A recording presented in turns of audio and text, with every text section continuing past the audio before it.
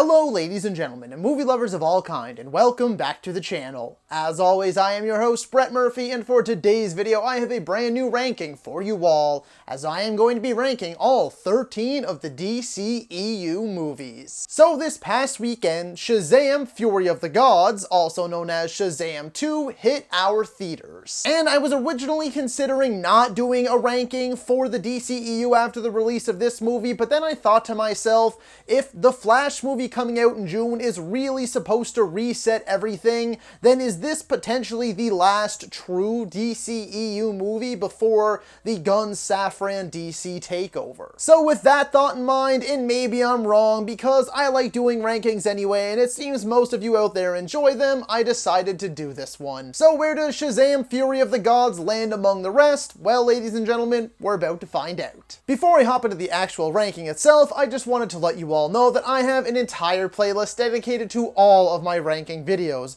There are well over 100 videos currently on that playlist, so if rankings are your thing, then be sure to check that out and I guarantee you'll find something you like. And so without further ado, let's hop right into things. Number 13, Suicide Squad 2016.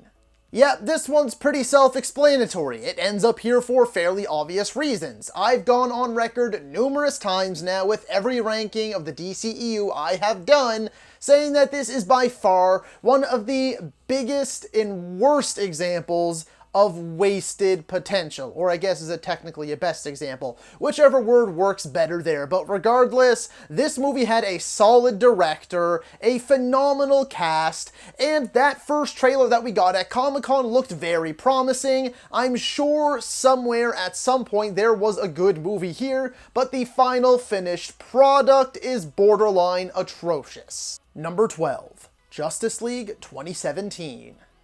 Justice League 2017, or sometimes better known as Justice League, is what we got when Zack Snyder left after a family tragedy and Warner Bros. Decided to bring in Joss Whedon to basically reshoot the majority of the movie and deliver us a rushed, squashed 2-hour Justice League movie. This movie fails in pretty much every single regard, if you ask me. There are still some moments that are mildly enjoyable and entertaining, and of course I still love the cast of characters, but wow, what an utter failure this turned out to be, and basically shifted everything for the DCEU and put us in the spot that we are now in today because this was a box office flop. Number 11, Wonder Woman 1984.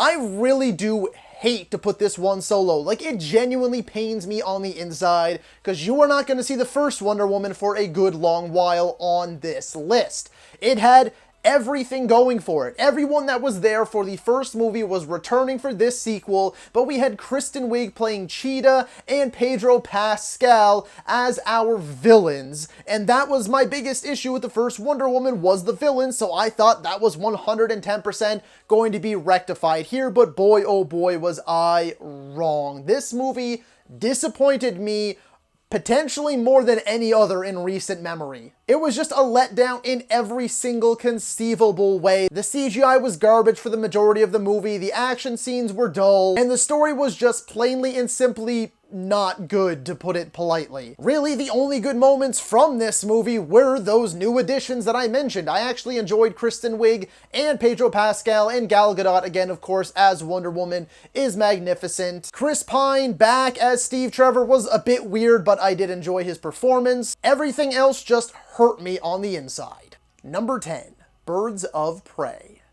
Now this is the starting point of a shift you're going to see in this list, because from this point on, I actually enjoyed all of these movies, at least to a certain degree. Though I enjoyed Birds of Prey much more the first time I watched it because it steadily worked its way down the list over the last couple of years, I still think that there is plenty of good in here. Margot Robbie, of course, as Harley Quinn.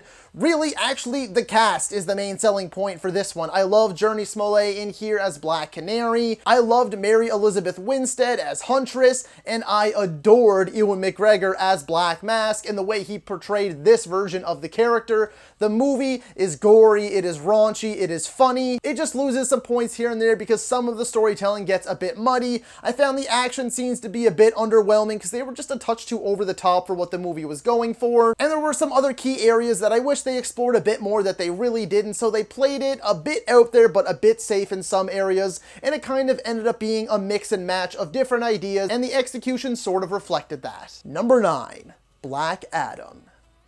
Black Adam is another case of could have been so much better, but I guess also could have been so much worse. It didn't do anything new or exciting. It certainly didn't reinvent the wheel or change the hierarchy of power in the DC universe like Dwayne Johnson kept spouting on about. Look, this movie, once again, I loved the cast. I thought the JSA were all perfectly casted. Dr. Fate and Hawkman were huge standouts. With Aldous Hodge and Pierce Brosnan, I thought the action sequences were truthfully superb. They really were spectacular. They were a feast for the eyes. They were a lot of fun. They were hard-hitting, fast-paced, and the CGI was great. But the movie just loses points for complete and utter unoriginality. The story is as basic as they come, and the villain might be the worst in the DCEU, or he's definitely down towards the bottom. Number 8. Shazam! Fury of the Gods. This one sucks too, because I really wish I could have put this one higher, because I actually enjoyed the first Shazam so very much, and I expected a lot from the sequel. Again, it's one of those instances where everyone who was a part of the first one returned for this second one, and I was really hoping that they were going to hit it home a second time, and it just unfortunately didn't happen. Somehow they managed to mess up the villains, despite being played by Lucy Liu and Helen Mirren. I mean, their dialogue was just clunky and awkward the whole way through. The CGI was very hit or miss, and the story just brought absolutely nothing new to the table. However, many of the elements that were present in the first one that I loved so much, like the comedy and the family dynamic, that was all still present and all still definitely won me over. I was chuckling on and off throughout this whole movie, and I love the cast, both the kid versions and the adult versions. They perfectly mirror each other. Jack Dylan Grazer and Rachel Zegler were the standouts by a landslide for this one. And it just sort of sucks because it feels like they spoiled everything in the trailer, so there was really no surprises left for the movie, and the ending kind of spoiled my enjoyment as well. It feels super tacked on, super last second, and just shoehorned in there for the sake of it being in there. So certainly was a mixed bag, more positive than negative undoubtedly, but I really wish that I liked this one a lot more. Number 7. Batman v Superman: Dawn of Justice. As I always say, anytime I talk about this movie, just know 100% I am only ever discussing the Ultimate Edition. If I was talking about the theatrical edition, which I really did not jive with, it would be much lower on this list. Probably below Birds of Prey, just above Wonder Woman 1984, if I'm being 100% honest with you guys. I remember leaving the theater so damn disappointed after that theatrical cut. Even though the Ultimate Edition only added back in like a half an hour, it did so much more for fleshing out the characters, fleshing out the world, fleshing out the story, and it made me enjoy this movie a million times more. Is it perfect? No, not by any means, not by any stretch of the imagination. There are still a plethora of issues that plague this movie, between the script and the way the story plays out and how convoluted, unnecessarily convoluted it gets, how the actual Batman v Supermaning aspect of the movie is only like 12 minutes. It is pretty predictable, it is pretty generic. There's a lot of cameos in here that just have no reason being in here. Doomsday being included, Wonder Woman in particular, no need for that. No need to try and set up for the Justice League at the tail end of this movie. So yes, there are plenty of issues, but the good 100% outweighs the negative, especially with the Ultimate Edition. And for the vast majority of the movie, out of its, 3-hour runtime, I'd say probably 2 hours to maybe 2.5, I really, really do love. Number 6, Shazam. I know back when I was talking about its sequel just 2 spots ago, I was pretty much singing this movie's praises, and for the most part, I still very much am. The comedy worked, the family dynamic worked. Again, I loved the cast of young characters. I love Zachary Levi in this role as Shazam. I think they just perfectly captured that what if a child became a superhero aspect that Shazam is all about. The movie's got its heart, it shows the highs and lows of being in foster care, and there really is so much to love. It's just a nice, contained, little family fun flick. Where my issues come in though is primarily with Mark Strong Strong as the villain, which sucks because I think Mark Strong is one of the most underrated and underappreciated actors working today. His villain couldn't have possibly been more generic and forgettable, and the Seven Deadly Sins, although they did have really cool designs, I must say, the CGI was severely lacking, and they just really didn't do anything unique or special with them whatsoever, so wasted potential on that front. But everything else, it's just a nice, wholesome, always fun to watch kind of superhero movie. Number 5, Wonder Woman. Full transparency, this movie would probably have cracked the top 3 if it weren't for 2 key issues. 1, the villains suck. There is no two ways about it. Whether you talk about Ludendorff or whatever his name is, Dr. Poison, or Hades. That's 3 massive villains filled with potential. They all suck. They weren't just lackluster, they were awful. And the movie's final act, you can barely even tell what's going on. It is a CGI, blurry, muddied mess, and it just feels like it takes away from everything that the movie built up towards up to that point. You have Steve Trevor's sacrifice that really hits home, and then everything just kind of becomes a blur, and it becomes nonsensical, and it sucks because it spoils what otherwise could have been, again, a top 3 DCEU movie. I still love everything else, and that's why I said easily could have been way higher on this list. This movie had massive potential, and for the most part, it lived up to it. Just the villains were ass, and the ending was extremely underwhelming. Number 4, Aquaman. Aside from some story issues here and there, the fact that the movie's a little too long for its own good, and again, going back to those story beats right quick, it's not any like glaring issues that are like extremely noticeable in my opinion, that they really draw attention to themselves and kind of suck you out of the whole experience. It's nothing like that. There's just some like goofy little things here and there, and things that felt a little unnecessary, and other things that I think could have had a little more time spent on them. But aside from that, I have always been super open about the fact that I love this movie. I have a blast with it every single time I watch it. I think up until the recently released Avatar: The Way of Water, this was the best looking movie since the original Avatar. The visuals, they're stunning, spectacular, breathtaking, whatever descriptor you want to use for them, it was here. This movie, the underwater stuff is absolutely glorious. Atlantis and everything else, that massive epic final battle, Jason Momoa as our lead hero, King Orm was a wonderful villain. I loved Patrick Wilson's performance. He brought the right amount of grit, but the right amount of campiness and over-the-topness, and it worked really well for the story. It never took itself too seriously, and I always just have a time and a half watching this movie. I really do think it's phenomenal. Is it perfect? No, not by any means, but it's just some good old-fashioned superhero fun. The movie knows exactly what it is, and it plays to its strengths. Number 3, The Suicide Squad.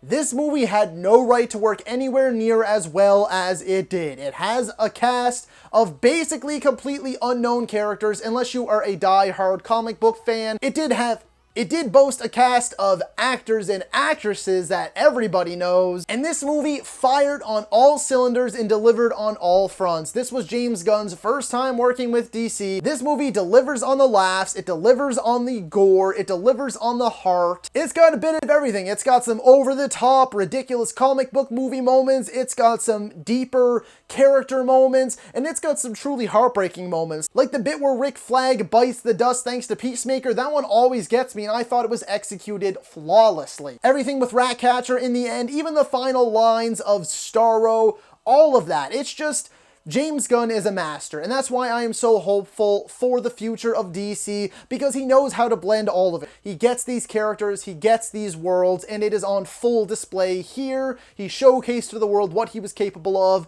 with DC in his hands, and I think that's what won him the role of co-head of DC. Number 2, Zack Snyder's Justice League. The long and short of it is that this movie ended up being everything I was hoping it would be and a little bit more. As I mentioned earlier, the Ultimate Edition, which in my mind is Zack Snyder's true vision for Batman v Superman, is vastly superior to what we got in the theatrical cut. This isn't just an add-on to the movie that helps flesh things out a bit better like it was with Batman v Superman.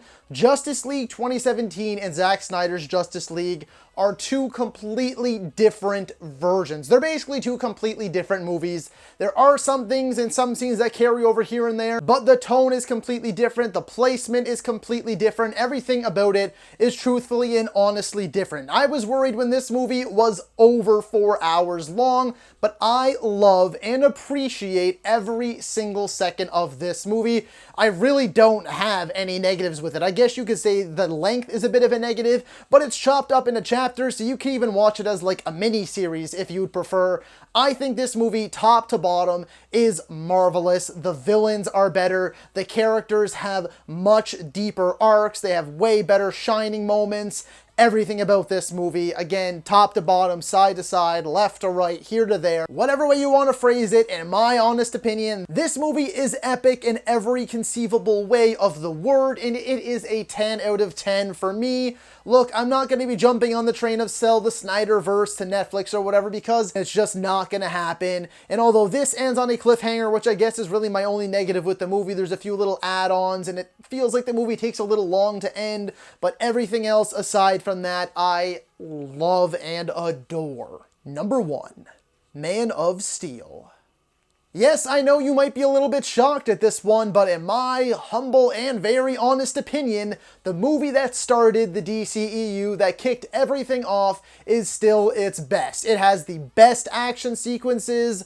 It is totally justified that Clark would have to kill Zod at the end. Where else was he going to put him? I think that this movie is overhated for no particular reason other than the fact that people don't like Zack Snyder, and I guess they don't like the color tone of the movie, because there are plenty of lighthearted, more fun moments. There are plenty of jokes in here. I love the movie's stakes. I love the movie's pacing. This movie just delivers on everything for me. Up to this point, aside from the Justice League animated series, I just didn't like Superman. This is the pinnacle of the character, in my humble opinion. I think that Henry Cavill is the best person to ever wear the cape, and I think this movie is the perfect representation of Superman for me, because it shows that inner conflict. It shows that he's not just the happy-go-lucky Boy Scout that can do no wrong. It shows that Superman is still human, that he still has flaws, and he always has something new to learn. It shows the hope, and it shows the darkness. It shows everything that this character is. It represents him perfectly, and I just love everything about it. So that is all for today's video, folks. Be sure to let me know down in the comments if you agree or disagree with my ranking. While you're at it, don't forget to let me know how you would have ranked all 13 of the DCEU movies. If you're a movie lover whatsoever, then my channel is the place to be for you. Be it rankings like this one, top 10 videos, versus videos, and tier videos, I have it all and so much more, with a backlog of well over 700 videos already on the channel for you to enjoy. So if you enjoyed this particular video, then be sure to hit that thumbs up button. And if any of that sounds like it's right for you and you want to see more from me, then smash that subscribe button right now.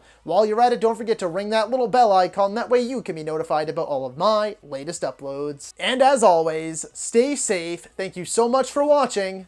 And that's a wrap.